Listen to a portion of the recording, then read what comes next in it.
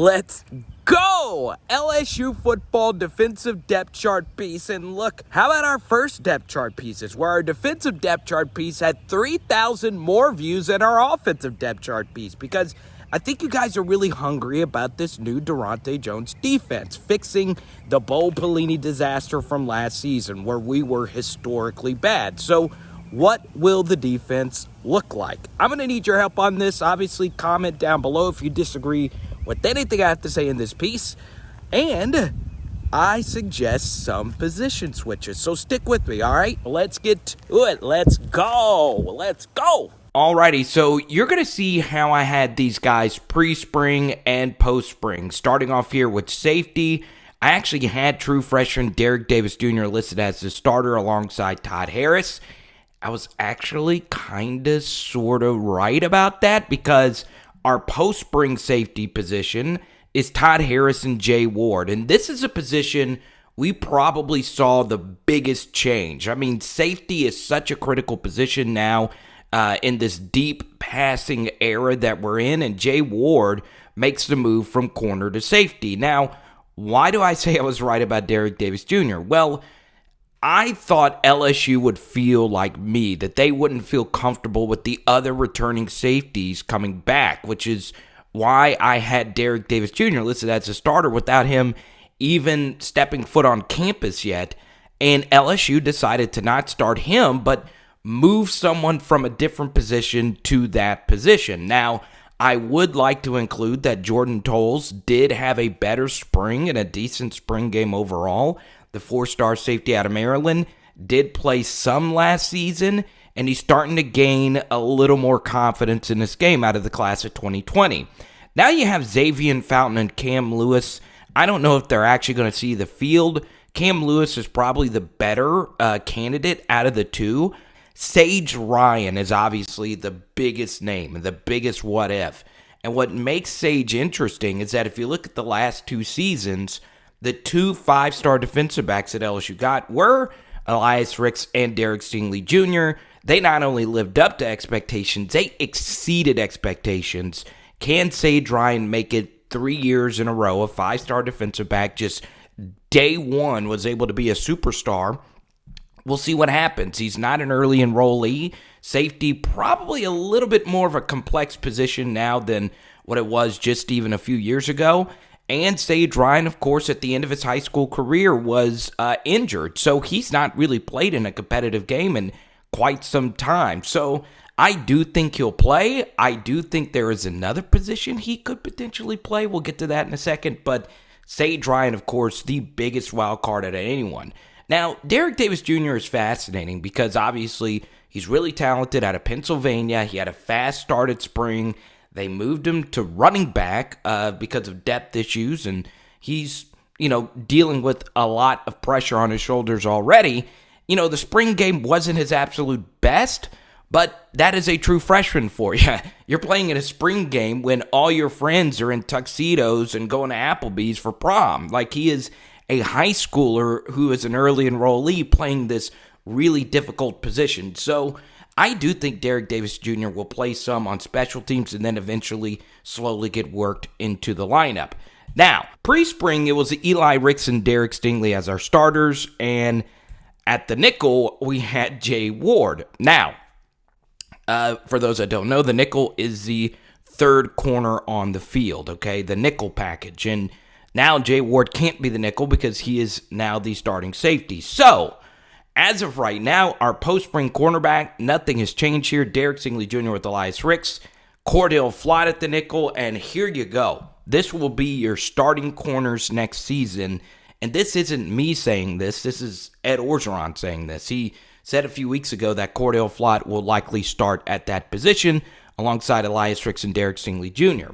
But we're going to do something down the road where we investigate if Elias Ricks would be better at the nickel and Dwight McGlothern start at the other corner opposite Derek Stingley Jr. So before we get into Cordell Flott, I want you to take a look at this screenshot right here. This was from our Eli Ricks pick six film study that was released last night.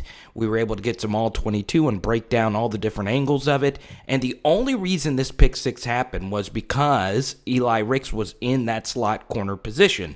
So at the end of the video, we'll dive a little deeper into this idea, but what I'll do is I'll link this film study down below, or there's a gray bar flashing in the top right corner of your screen. I want to touch back on this at the end of the video because it touches on a philosophical change I would like to see the LSU defense make moving forward. Cordell Flott, as many of you know, had a really rough season last season at that nickel position. Now, was it the Bo Pelini defense? Was it whatever? I don't know. You can make any excuses that you want, but it just wasn't a good season from him after in 2019 as a three-star true freshman. It's pretty decent when he actually had to play. So we'll see what happens there. I think Ed Orgeron will stick with Cordell Flott. Something else you do have to remember is Cordell Flott is loved in that locker room. He is really close friends with Stingley Jr., but a lot of his struggles last season were communication issues. They would run a lot of these very complex route concepts where Stingley and Flott would run into each other. They did this against Auburn, Arkansas, and Alabama. They all picked on that concept in those games. So that's something Daronte Jones is going to have to figure out and see if Dwight McGlothern is actually better. Can Dwight McGlothern even play the nickel? I don't know. But what makes Dwight McGlothern interesting is that he had such a spectacular spring game. There is a huge gap between McGlothern and the other corners and the rest of these names, which is Radarius Jones, Darren Evans, multiple years in the program, and, of course, the incomer, Demarius McGee. Now, I listed Sage Ryan's name here because he's someone else that could potentially play that slot corner position. He's obviously athletic enough. That's something Nick Saban, they viewed Sage Ryan kind of an Xavier McKinney type of player, and that's kind of what Xavier McKinney did. He was a Swiss Army knife. So can Sage Ryan, do that same type of role as a nickel? He's obviously someone that LSU will think about at that position, especially if they are dead set on keeping Elias Ricks on the outside. So we go to linebacker, and we'll be brief because not a whole lot has changed. But what makes linebacker fascinating is the guys that we have listed as starters weren't even there for the spring. So in our pre-spring piece, we had Mike Jones, Micah Baskerville, and Damon Clark.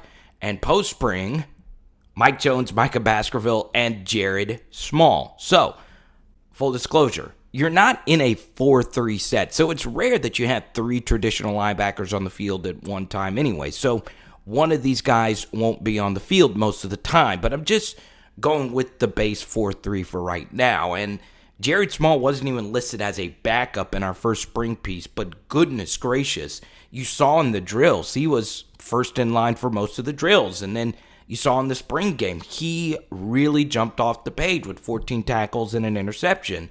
Once again, I've said this 1,000 times, even in our spring game film studies, you can't take too much away from the spring games, but Jared Small, Catholic High Baton Rouge, close friends with Clyde Edwards-Helaire. You speak to people in the program, and they rave about his mental makeup. And look, Jared Small really outworked everyone and pushed his way up the depth chart to be the first team linebacker in the spring, which leads us to Micah Baskerville, who wasn't present for spring football. He stepped away from the team. I don't know exactly why, but he just wasn't there. He's an experienced guy who played a lot last season. And, of course, Mike Jones, the Clemson transfer. Can he pick up the defense quickly enough when he gets in the fall to be a starter? I think so. If you play in a Brent Venable defense, you have to know everything. And where exactly does Mike Jones play? I don't know, but you look at his coverage grade, you look at all these different things. I do think he's really special, and he will be a starter day one. Now, this is where it gets interesting. Damon Clark, I don't have listed here as a post-spring backup because, I think they need to move him to a pass rushing defensive end. What he did in 2019, what was, rush as an end or an outside linebacker in Dave Aranda's system. And Damon Clark, once again, you look at the two long runs TDP had in the spring game. The first was Damon Clark not being in his gap. And the second, you can argue the same thing. I don't know assignments or anything like that, but that's what it looked like to me. this is just something he's not good at. He's not good at reading where the football is going to go, which obviously is a really difficult trait as a linebacker. And, some people can do it, some people can't. And when early in your career, you were more as a blitzer, pass rusher type, and then, you try to transition to something like that, it's tough. Trust me, processing information that quick at linebacker is a very underrated trait, and Devon Clark just doesn't have it. Now, he is a good guy. He is on the leadership council. He does wear a number 18 uniform. His personality is amazing. I just don't see a scenario where LSU is starting him at linebacker next season if these same issues continue to happen. Now, Bug Strong is obviously the sexiest name. It's the name that we kept hearing during spring football. I can easily see him becoming a starter. We didn't get to see him in the spring game. He was held out, I'm guessing, for injury, but Ed Orgeron wouldn't quit raving about Bug Strong.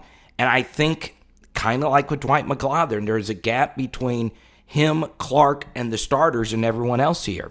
Josh White and Antoine Sampa, it's year 2. Both of them were 4-star, top 250 linebackers. And, Sampa had an interception in the spring game, and Josh White's coming along. This might not be their year. It might be year 3 for him. Greg Pinn's an incoming freshman, and Xavier Carter, of course, was an early enrollee. I know a lot of people saw him as a pass rusher defensive end type. For most of the spring, though, we saw him as a traditional linebacker. I think they'll use him at both, but I don't think he is a year 1 guy, more of a year 2 guy out of Marietta High School. So, this is a very interesting position, but for me, it's Bug Strong as the top backup and everyone else. So now we get to LSU's most loaded position, and we see the pre-spring lineup here of Ali Gay, Andre Anthony, and B.J. Ojulari. Now, obviously, at defensive end, you can only play 2 in theory, but I have B.J. Ojulari listed as a starter because even if he doesn't start, when it's 3rd and long, he's going to be on the field practically every snap because of his pass rushing prowess. So this is what we had as our pre-spring, and we're going to stick with the same thing post-spring as these 3 guys as the starter. Here's something that I would like to see the LSU defensive line use, and we'll talk a little bit more about this when we get to the defensive tackles. I do believe LSU should rotate their defensive ends a lot.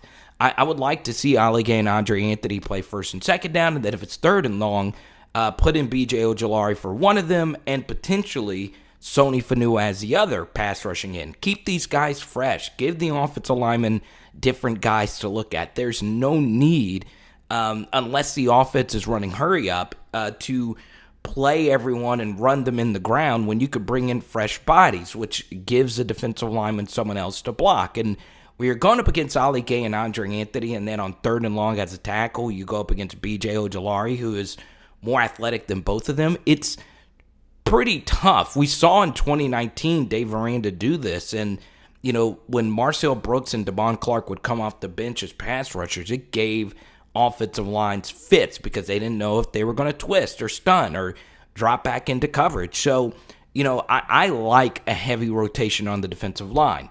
Now, this is also very interesting.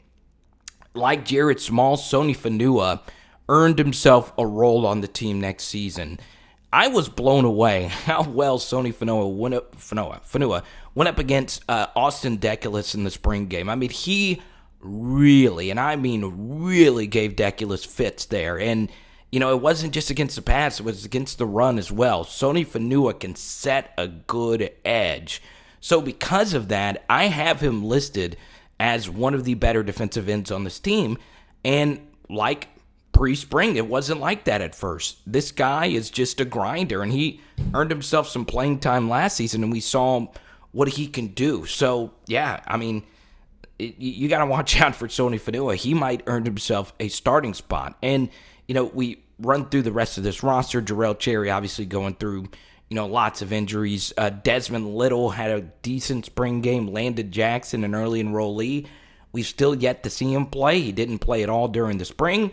Philip Webb, kind of in the same boat as Sampa and White, a 2020 high-level 4-star recruit who it's just kind of hard for him to see his way on the field.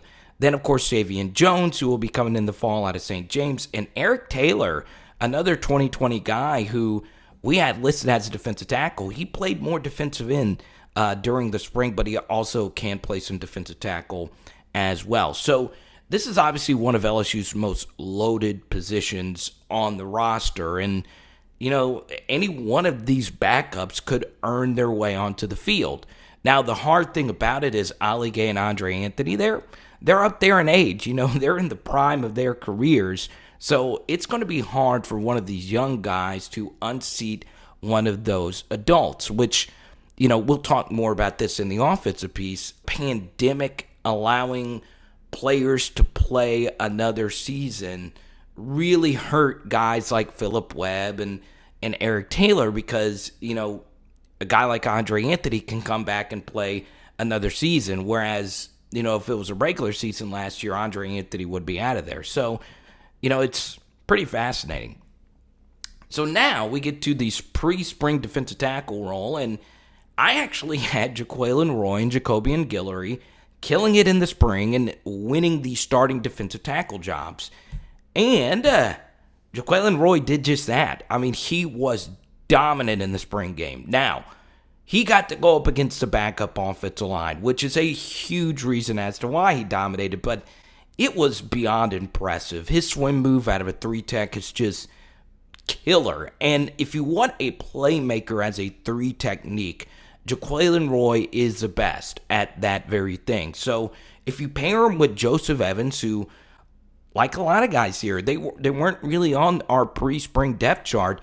Joseph Evans, Ed Orgeron wouldn't quit raving about him. He was the guy that just kept killing it during the spring. And look, there's no other way around it. I went back and watched the spring game over, and he did a lot of the little things you need out of an A-gap defensive tackle. And Joseph Evans, I'm glad it worked out for him. A former 3-star to Haynesville High School who went to the offensive line and back to the defensive line. So, I don't know for sure if these are going to be the starting defensive tackles, but based on what we saw in the spring game and what we heard during the spring, I think this will be your starting defensive tackle duo, which would be interesting considering Neil Farrell and Glenn Logan were huge contributors on the 2019 team and the 2020 team, and they both had good spring games. Particularly Neil Farrell really dominated Ed Ingram in the second half of that spring game, and he looks slender. He looks ready to go. He is in the best shape of his life. So, yeah, this is going to be a competitive defensive tackle battle, and I could easily see Neil Farrell and Glenn Logan winning that defensive tackle position. Now, we get to the guy that is the biggest star in the spring, and that was Maason Smith. No player had more hype and more said about him than Maason Smith, and I have him listed here as a number 5 defensive tackle, and it's a good thing. I've always said this about true freshmen. You don't want them starting day one. You want them to slowly work their way into the lineup. And if Maason Smith were to start day one, that is so much pressure for a true freshman to start day one, especially over other guys that are experienced and really, really, really good. So, yeah, Maason Smith could have the highest ceiling out of anyone on this defense, period. He is that special. We learned about his keto diet and his commitment to excellence, and I love him. I think he's really special. He played through injury during the spring game, which was kind of strange. If he was injured, I'm shocked that they actually risked him playing in the spring game. I don't know if he got injured during the game, but still, he's special, and slowly work him into the lineup, put him in the second quarter, third quarter of games, and then eventually I think he could win this starter's job by the end of the season. What's funny here is Jacobian Guillory also had a good spring game. Now, it was against backups, but still, he's really good. It's just going to be tough for him to find his way on the field with all these good defensive tackles. And Guillory's a guy who dealt with injuries last season, and it's good to see him healthy. He would be a starter on probably 70 or 80% of the defensive lines of college football right now, but he is our number, 6th defensive tackle? That's pretty freaking crazy. Now, the wild card here is Bryce Langston. And Ed Orgeron said something about Bryce Langston, said he's one of the most talented defensive linemen he's ever recruited in his life, period. And, Ed Orgeron's coached a lot of elite defensive linemen. So I have Bryce Langston listed as a defensive tackle, even though in high school he played a standing Caleb Von Chason type of role, and he's listed as a defensive end. He is probably the most scheme versatile defensive lineman on this roster, in that he could play any of the positions on the defensive line. And, he's a special talent. Now, how quickly will he be able to get up to speed with everything under Andre Carter, who also was a scheme versatile defensive lineman when he played? I don't know. But he is a special talent. And, we'll see. And that shows you how deep this defensive line position actually is. Which is why I'm going to circle back to what we said just a minute ago. It doesn't make any sense to 3 down any of these guys, in that you shouldn't play them every single down. Now, when you play an offense such as Arkansas under Kendall Briles, they go really fast. So you can't rotate guys in and out as frequently. But LSU should, when they can, against teams that don't always go at 1,000 miles per hour. Keep them fresh. Keep them going, because I see a lot of SEC starter level guys. Just because Jaquelin Roy and Joseph Evans are listed as a starter doesn't mean Neil Farrell and Glenn Logan aren't going to play a lot. Doesn't mean Maason Smith is going to play a lot. Doesn't mean Jacoby Aguilar and Bryce Langston won't play a lot. Rotate the heck out of not only this, but defensive end. Play race car and cheetah packages where you have 4 defensive ends rushing at the same time. Maybe try Damon Clark as a pass rushing 3-tech or defensive end at times, and really throw some curveballs at offensive lines. I don't see why Andre Carter and the rest of the defensive staff doesn't do this, simply because there's just so much talent. And I will say this. I saw a difference in the defensive line play in the spring game already. And I see Andre Carter working on the technique with this group. And I think this group is going to be better from last season. Boom! I hope you enjoyed this video today. LSU defensive depth chart. I enjoyed doing this because it's straight football. We're just discussing the roster, the current guys that are on the team. But what makes this fascinating is the transfer portal is still open, and there is 1 slot remaining, and Ed Orgeron is dead set on getting another safety to add into this room. So the most likely candidate there is Major Burns. I will give you my honest opinion on Major Burns, and should LSU actually use that spot on an offensive lineman. I did a video on both of those topics. You can find that down below. You can also find our Eli Ricks film study, and I'm showing you again the same screenshot from earlier that I showed you in the middle portion of this video, where we broke down every single aspect of this crazy pick 6. And it does beg the question, should we try Eli Ricks in the slot just a little more often? So obviously, subscribe, ring the bell, because we have a lot of Daronte Jones content heading your way. There's so many different things I want to discuss with the Daronte Jones defense. I do think personnel is the number one thing. Obviously, do you have the talent? Is there going to be a Jabril Cox type of player and Mike Jones who could guard these talented receivers and tight ends 20 yards down the field? By the way, we did a Jabril Cox film study from this Florida game, which was one of the most impressive linebacker performances I've ever seen at LSU. Jabril Cox versus Florida. I'll link that down below. It's some mind-blowing stuff, especially if you're also a Dallas Cowboys fan. Boo. If you like this kind of content, obviously subscribe and get you a PHL shirt. All the links, of course, to that are down below. So, I understand. It's sad. It's the end of the video. But you're in luck because, boom, I have it linked right here. The Elias Ricks film study. You know you want to watch it. It is Power Hour LSU. Boom! Oh, yeah. I think we're doing some salmon tonight. Let's go.